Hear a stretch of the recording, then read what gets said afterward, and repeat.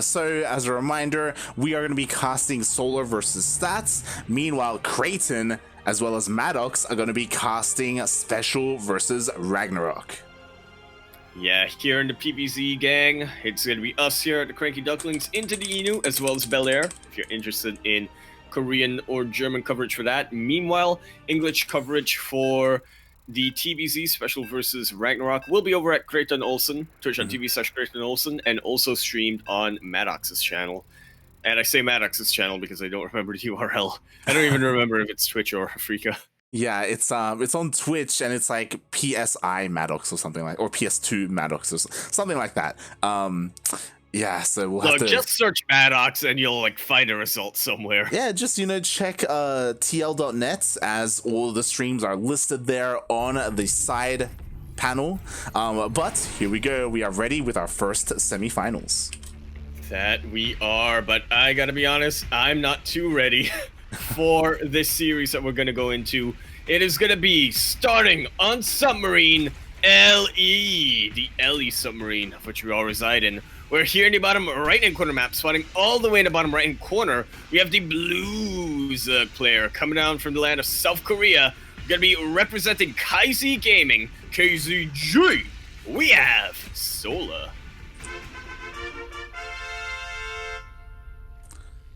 And spawning in the top left-hand corner of Submarine LE, we have the South Korean Protoss player, the Shield Divider himself, representing Afrika Freaks. It is Stats.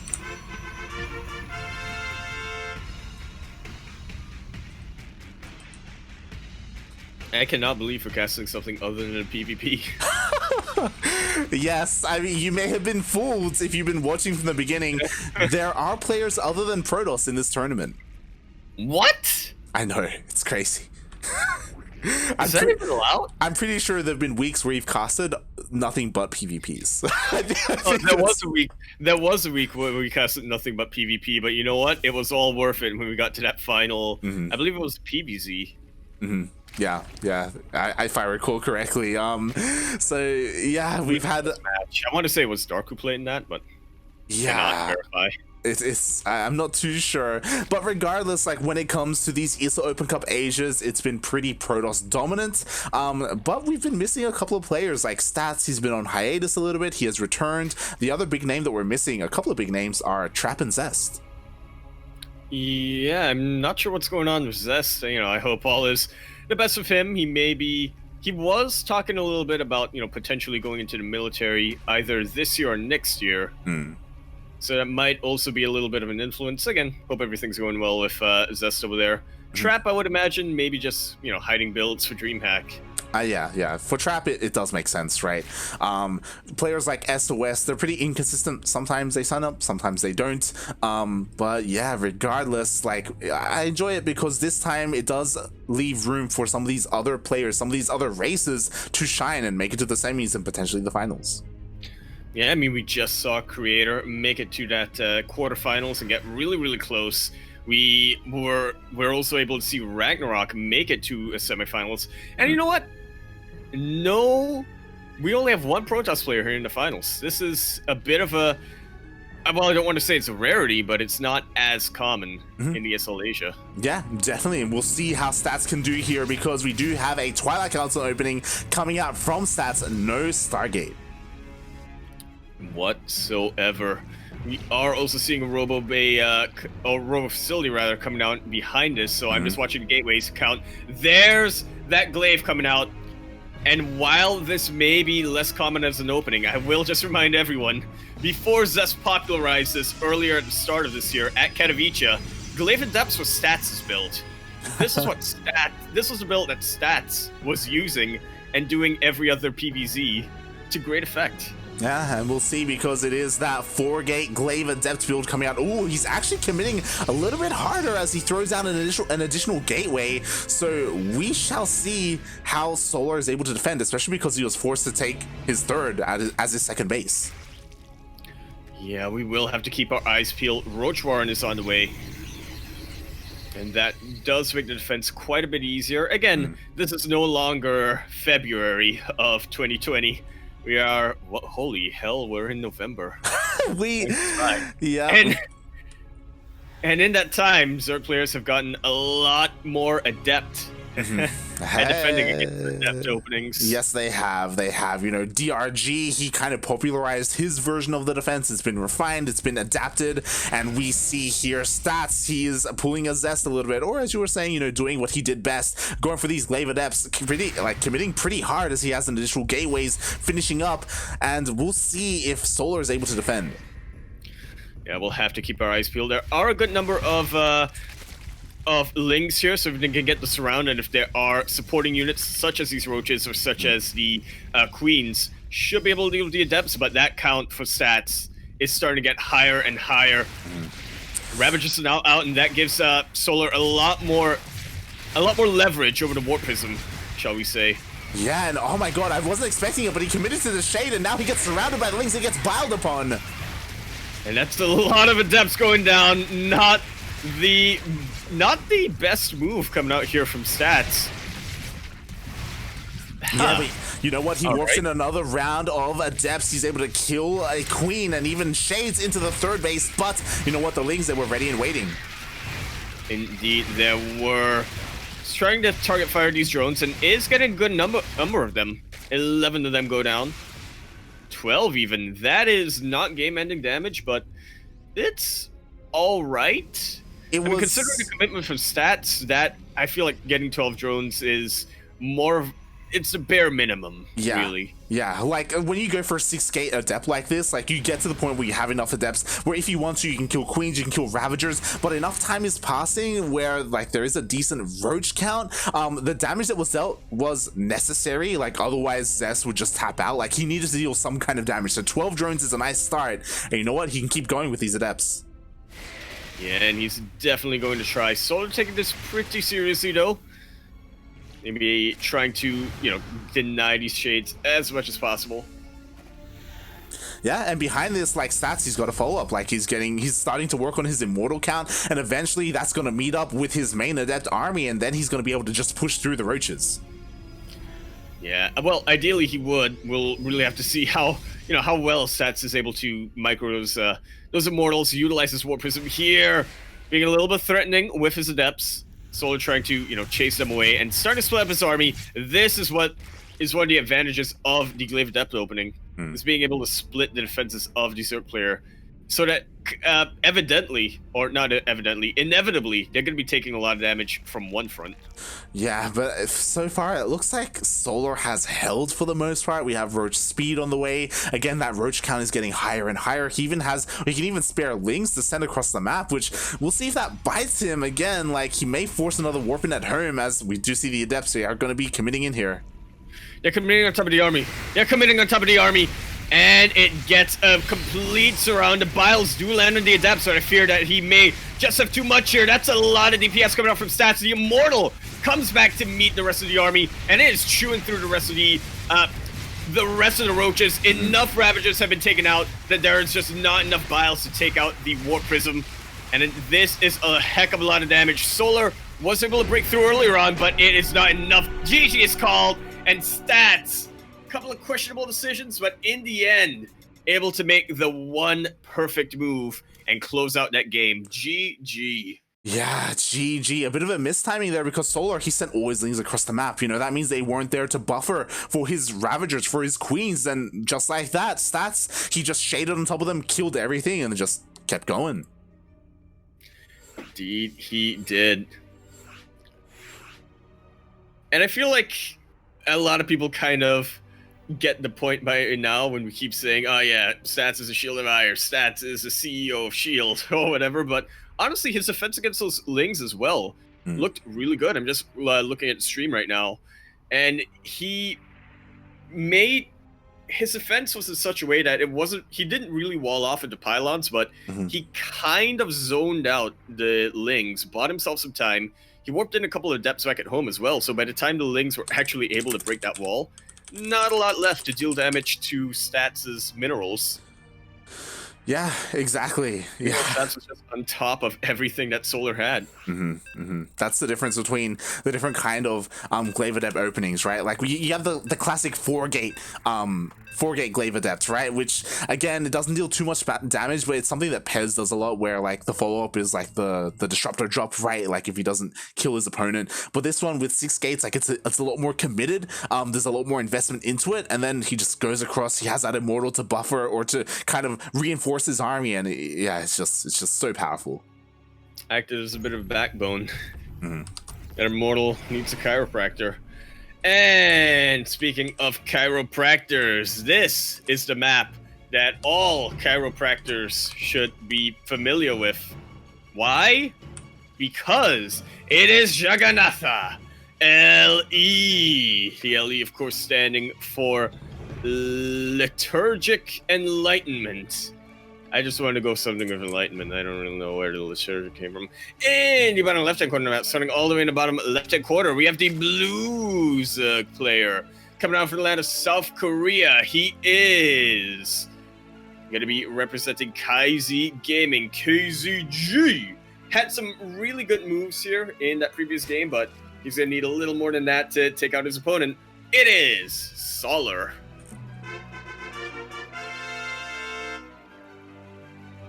And spawning in the top right-hand corner of Jagannatha LE, we have the South Korean Protoss player, the Red Protoss, representing Afrika Freaks. It is Stats.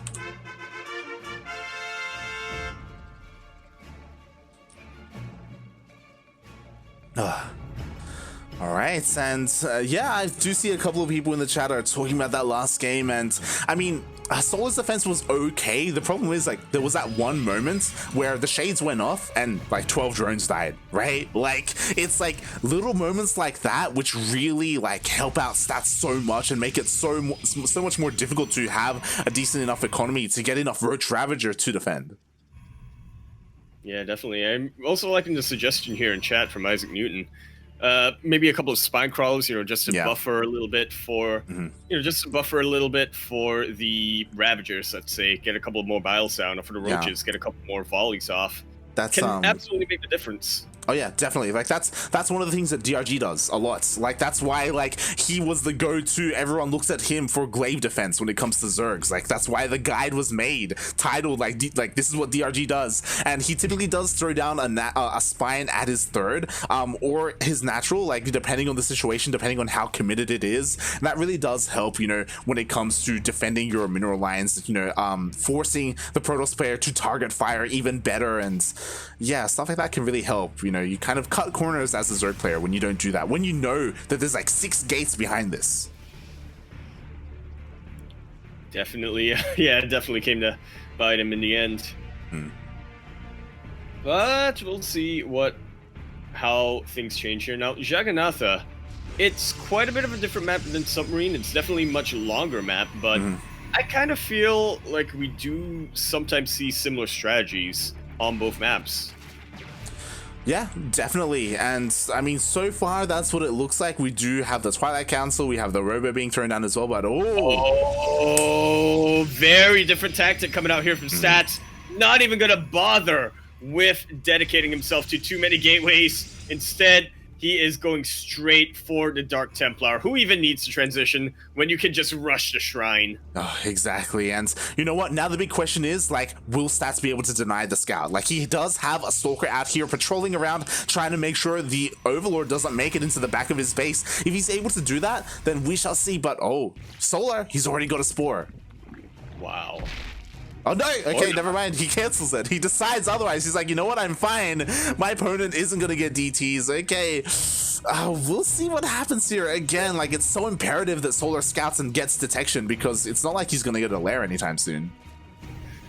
Yeah, not quite. I actually don't remember. Did he get Spores in that previous game? Nope. Well, I mean, he kind of knew that it was after a certain point, he kind of knew that it was going to be an all-in coming in from Stats, and Adept all-in. There's that Spine Crawler, but that is not going to help out too much here for Solar. I'm just keeping my eyes on the top left-hand corner of my screen here, like, yeah, just waiting for the detection to get thrown down. the problem Fire, is that like Solar, he's playing this out as if it's Glaive Adepts. Like he's got roaches on the way, he's got a spine, he's got a wave of lings to like chase the shade as well. When really it's not Glaive Adepts. Like the War Prism, it's here, and there's no spores. Okay, he starts the spores.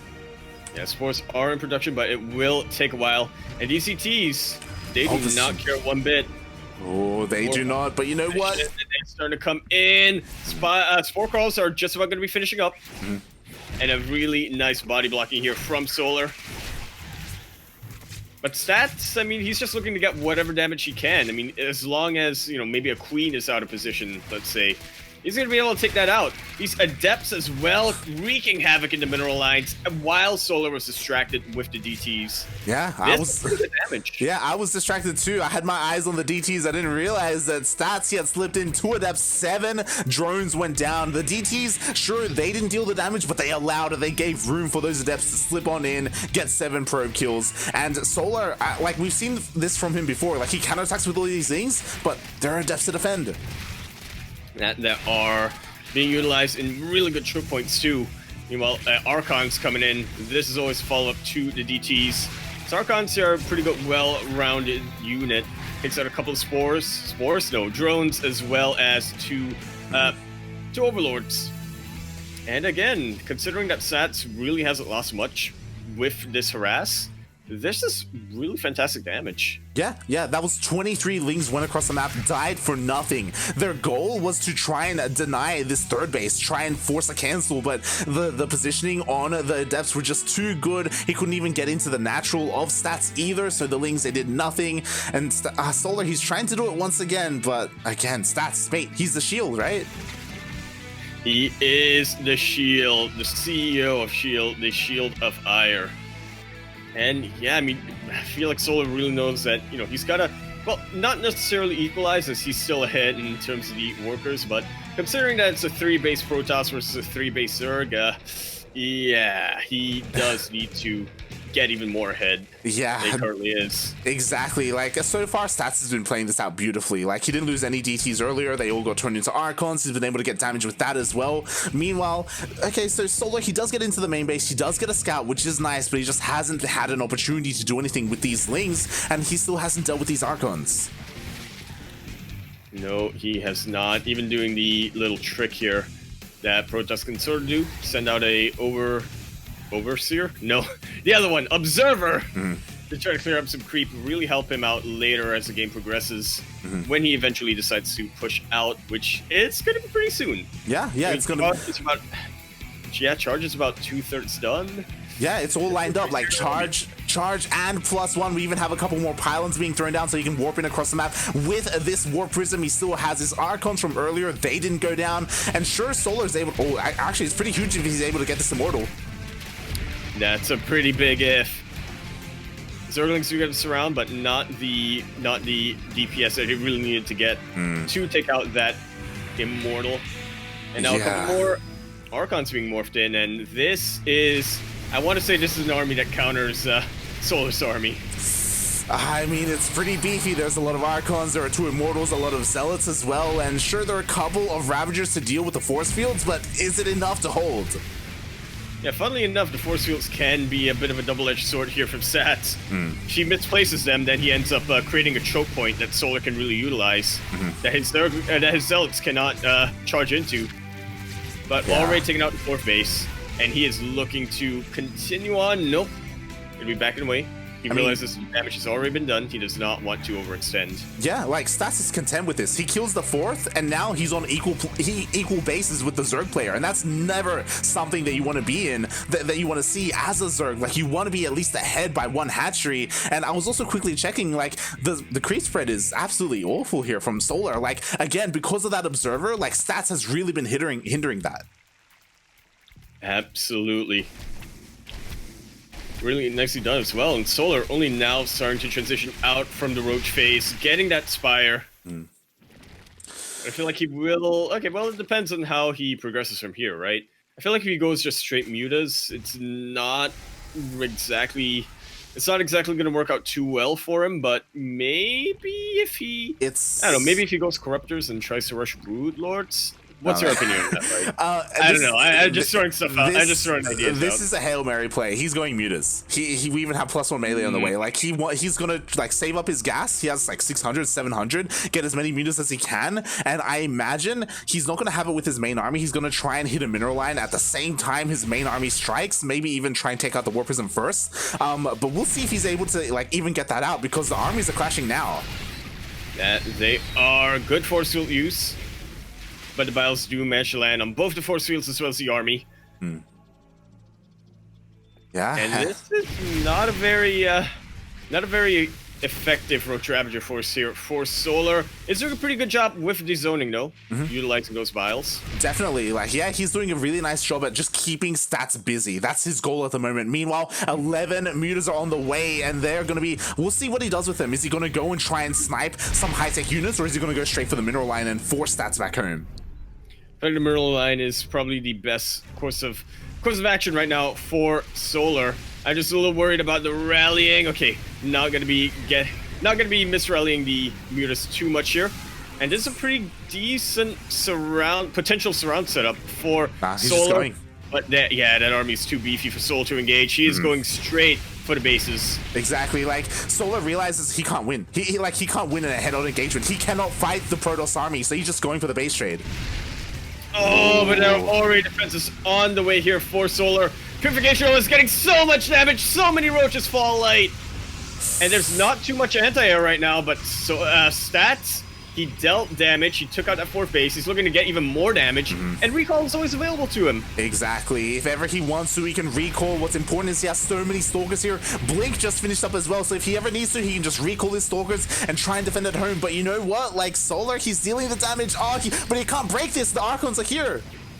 The Archons have been recalled, and they are a little bit of an immobile unit, so, you know, these Mutalisks can still get a heck of a lot of damage done, potentially force a base race, and potentially even win it. Exactly, but the most important thing is that, sure, the main could be going down for stats, but, like, with Archons, like, these mutas aren't going to be doing anything, or they shouldn't be doing anything. Like, Archons are just counter mutas so hard, especially when mutas are forced to fight them. Exactly, and Sats is already... you know, has a bit of a setup with at his 4th base. Imagine he'll try to regain his production fairly soon. Solar is hard supply capped, unable to, you know, get an army out that can really contend with Stats's. Yeah, and you know what? Solar, he's trapped here in this corner, like he's forced to fight, and we'll see if he can. Another juicy disruptor shot. Hits just about every roach there. Gets the Ravagers as well. It's pretty much the Mutalisks that are remaining right now for Solar. And as you said, this is a lot of anti-air for stats. Never mind the Archons. Look at the Stalker count. Exactly, and he has Blink as well, so...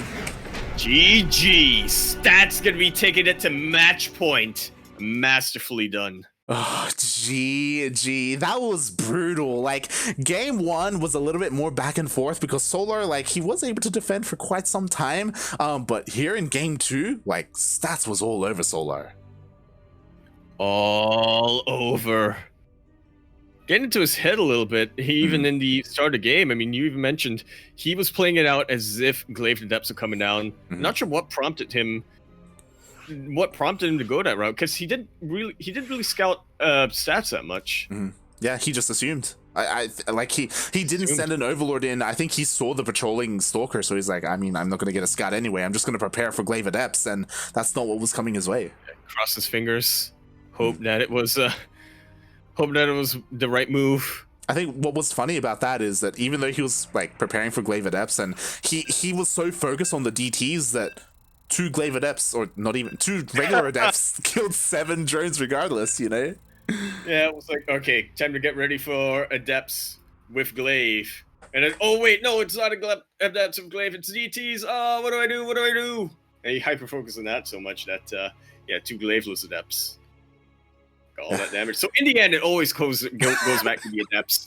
So just thinking, in the end, it was Adepts. And yeah, kind of shook him a little, but let's see if he can start turning things around here on Oxide LE. We be breathing, lads. We're in the top right-hand corner map, spawning all the way in the top right-hand corner we have the Blues player coming down from Korea, going to be representing KZ Gaming, KZG. We have the player who really needs to start, again, turning this thing around, trying to prevent his rival from tying up the championship record. Once again, see if we can get it done. It is Solar.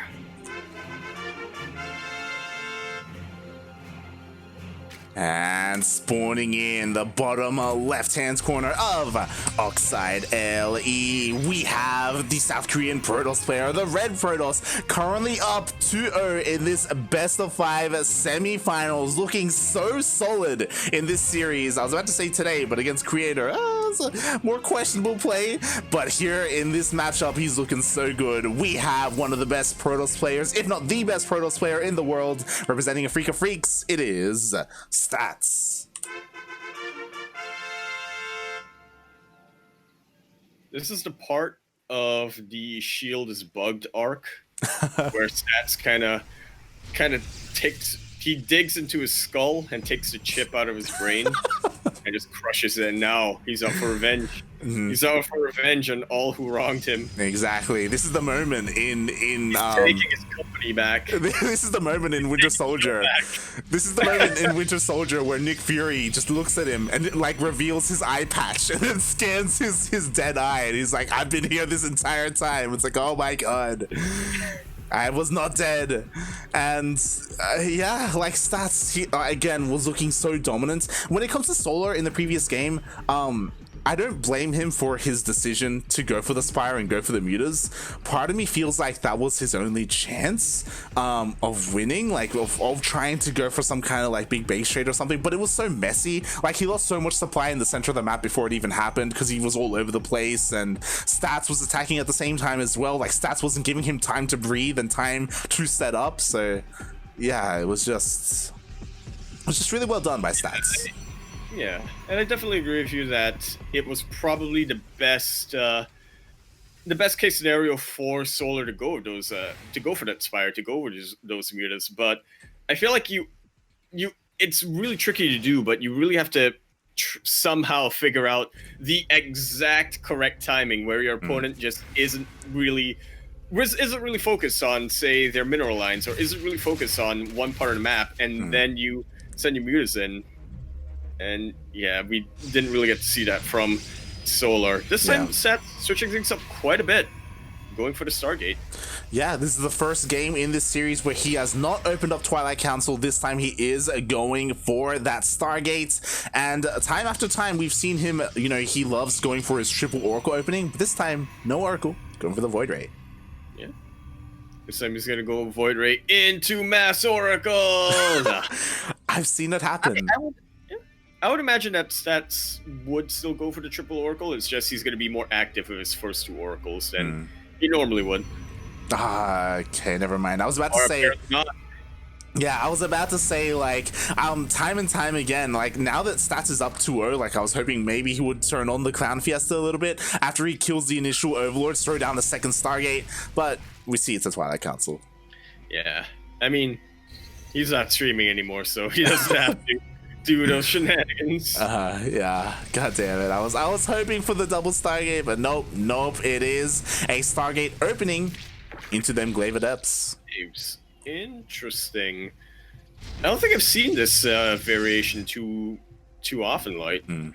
Can't imagine it's particularly common. I feel like when you do go for the Stargate, most Protoss players, they do commit to the Stargate. They get either Phoenixes or Oracles out, but okay, Stats doing something a little different. Yeah, I think I've seen Pili Pili do this. I've seen this like once, maybe twice, ever since like the new Void Ray like patch. Now that, Protoss players, they have this available to them. They can go Void Ray, kill all the Overlords, so it's a little bit more difficult for the Zerg to scout, and then just go into those Glaive Adepts. Again, interesting way of going into Glaive Adepts, but we'll see what Stats can get done. See how many gateways he decides to get with this as well.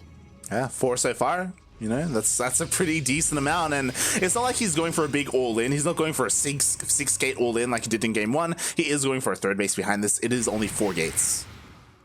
Yeah, not even going to be getting a robo facility anytime soon. Not really looking to reinforce these adepts too much. Just, again, just trying to see whatever damage he can get done. Meanwhile, Solar trying to see what damage he can get done, but will back away once he sees that the adepts have been warping in, and once he sees that there is a shield battery. Oh my god, and these queens are not long for this world. There are so many adepts. If he wanted to, yes, he doesn't commit to the shade. Instead, he commits to killing the queens. Which is probably the right move here. 3 queens taken out just like that. That is value. Meanwhile, the Void Ray as well, just acting as a little bit of a deterrent right now for Solar. He cannot engage into the adepts too soon. Otherwise, he's going to get a face full of Void Ray lasers. Exactly, and honestly, I'm a little bit surprised he ends up committing to the shade, gets into both mineral lines in the natural and in the main, but it looks like he's not going to get too many worker kills. Yeah, but you know what? He gets another queen. He forces the roaches to pull away, and now he retreats back to the Void Ray. There are only 4 roaches right now, so it's not too threatening. But Void Ray is committing to taking out the hatchery. Yeah, a little bit of mismarker. I think that if this entire time that Void Ray was chipping away at the hatchery would have died. I think there was a little bit of time there where the Void Ray was a little bit like AFK, just kind of chilling in the air, kind of off duty on lunch break, and I think definitely that third would have died. Yeah, but it is what it is. And in the end, stats, he's going to have to be content with the damage he got done. I mean, 4 queens, not too bad, but not as devastating as it could have been. Yeah, like, importantly, what this does is, again, just like in the previous game, this hinders the creep spread, right? Like, there are so many less queens, like, the queens had to be remade just to even inject the bases, so this does kind of hinder Solar, and Solar, we see that he's doing it once again. He's going for that Spire. Yeah, getting it a lot earlier this time, which means that he'll be able to really work on his meter count earlier on and, you know, really start to come into the mineral lines before Stats can get his defenses set up. So this is a lot. I'm liking this a lot more for Solar. Yeah, definitely. Like, he didn't lose too many drones. Like, he lost a lot of queens, which definitely hurts the creep spread, but because he's committing to the air, like, creep spread doesn't matter as much. Yeah, it really doesn't. We're still coming in just to see whatever it can scout, and Stats is still going to be dedicated to gateway play. Going to be getting charged fairly soon. One thing that does worry me is I do not see a Templar Archives. Yeah, exactly. Yeah, there's no availability for Archons. There's no blink. Like, he prioritized charge instead. So, like, his anti-air is very limited. Like, the mutas could deal a lot of damage. I really could. A lot more charges starting to come out. And honestly, that's a lot of DPS coming up for Stats if Solar committed to just a Roach Ravager army. But as we see, because we have the observer mode or the observer camera, yeah, Solar's not committed to the Roach Ravager, at least not yet. Yeah, and I feel like we could be in this weird position where once again we end up in a base raid. Okay, so the mutas, they do get revealed, they do manage to attack these adepts, so now he's aware immediately Stalkers are warped in. Yeah, these cannons going to be finishing up, but that natural base is looking very exposed. Stats does not turn around, which I do like a lot. Realizes that he's got to commit and deal damage somewhere, try to deny one of these bases. Could potentially fight the army over here. Yeah, instead, he doesn't want the base, he wants the army, he wants to go for the kill. Meanwhile, we have Lings coming in for the counterattack. We have mutas getting into the mineral line, and again, there's nothing that shoots up. These mutas are going to deal devastating damage. Stats, again, he's going for the base raid. He wants to end the game. He does. Stats is really forced all in right now. And that is pretty much game-ending damage for Solar, wouldn't you say? Yeah, I mean, okay, smartly, Solar, he goes back. He turns around with the mutas. He's like, okay, I've done enough. I need to try and stop this because this could be too much. And it is already looking like too much. Not too much anti-air either, but at the same time, does Solar have enough Mutalisks? I feel like with the Stalker counts right now, Stats can absolutely fight the Mutalisks of Solar. The Warp Prism did get taken out, which is pretty important to note. A lot less micro potential and a lot less reinforcement is going to be available for Stats. Yeah. But does he have enough army? He may just have enough. That's the thing, right? Like, Stats, this is all he has. That War Prism getting taken out was so crucial, but it looks like all the Roaches, all the Ravagers get taken out. It's only a handful of Lings. The drones are forced off the line, but it looks like Solar just doesn't have enough. Just not quite, yeah. I was gonna say something about how Lings are really effective against this army, but not when they're split up like that, not when they sort of trickle in. GG is called, and Stats takes that series.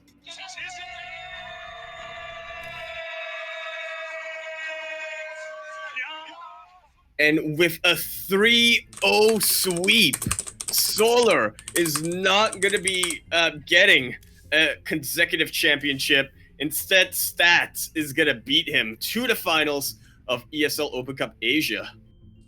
GG. And something that I was going to get into, and I wasn't 100% sure if it was going to happen, like going for the mutas like that, that forces the Protoss player to go all in. I was curious because when I saw when the mutas were revealed and I saw the Stalkers being warped in, I'm like, oh, like Stats is gonna warp them in at home so we can defend against the mutas. No, they warped in offensively. Like basically at that moment, Stats is like, okay, I'm going all in. I'm pushing with my army and I'm gonna end the game. And like that's what Solar forced him to do, and Solar just wasn't ready for it. Absolutely. This is a decisive Solar. I think we all know and love. This is a Solar? Stats, I meant.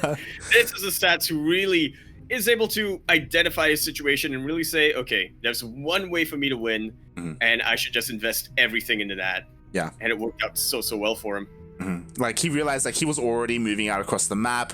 Like sure, he could warp in at home and like defend and elongate the game, but he's like, no, I can, you know what, if I warp in like here across the map, I can just keep going and I can just end the game, because he invested so much into the mutas. Like the ground army of Solar was really lacking, and Solar, I'm sure he would have wanted Stats to waste his time killing the 4th base, killing the 3rd base, but Stats, no, he went for the natural. Exactly. He could have elongated the game, but as long as the game dragged on, there was more and more of a chance that, Stats may have made a mistake here or there, or there was more and more of a chance for Solar to chip away at the army of Stats, right? Take out another Stalker, another Immortal, and, just get more, just stack the damage more and more. But, I mean, I don't know how many times I could say that. Stats just so decisive. Really realized how to win, and he just went straight for it. Yeah, definitely. GG. Stats dominant in that matchup, and Solar struggling a little bit. You can definitely argue that it may also come down to his playstyle. Obviously, we look at a lot of European Zerg players, and they favor the more, like, you sure you start off with Roach Ravager, but then you go into Hydra Lurker, right? And it's more of like, it's more of a ground focused army and a more defensive army as well, because it's a lot more difficult for Protoss to push into lurkers, and then you can expand a little bit more and then you get into that late game. But yeah, we didn't see any Hydra Den at all from Solar. None whatsoever. Yeah, kind of going to a more, well, I don't want to say old school, but a more traditional, shall we say, Roach Ravager composition or dedication to Roach Ravager. And yeah, not quite working out for him. Meanwhile, we do have a bit of an update here for our other semifinals, Ragnarok versus Special. It is currently sideways 1-1. Oh. And they are in game number 3.